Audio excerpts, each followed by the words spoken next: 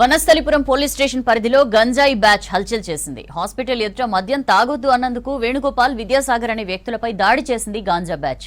ఈ దాడిలో ఇద్దరూ తీవ్రంగా గాయపడ్డారు. విద్యాసాగర్ పరిస్థితి విషమంగా ఉంది. రాత్రి 9 గంటల సమయంలో వనస్థలిపురం సాగర్ రోడ్లోని జెమ్ కిడ్నీ హాస్పిటల్ ఎదుట ఈ ఘటన జరిగింది. గాంజా బ్యాచ్ లో మొత్తం 6 యువకులున్నారు. ఘటనపై కేసు నమోదు చేసి దర్యాప్తు చేస్తున్నారు పోలీసులు. తీవ్రంగా గాయపడ్డ విద్యాసాగర్ హాస్పిటల్ రిసెప్షనిస్ట్ గా గుర్తించారు పోలీసులు.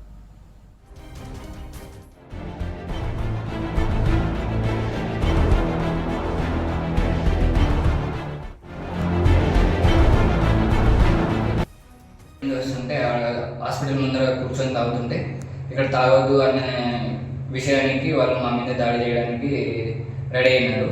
దాడి చేసిన తర్వాత కొద్దిగా తోపులాట జరిగి నన్ను ఇక్కడ గాయపరిచారు, టీషర్ట్ చింపేశారు.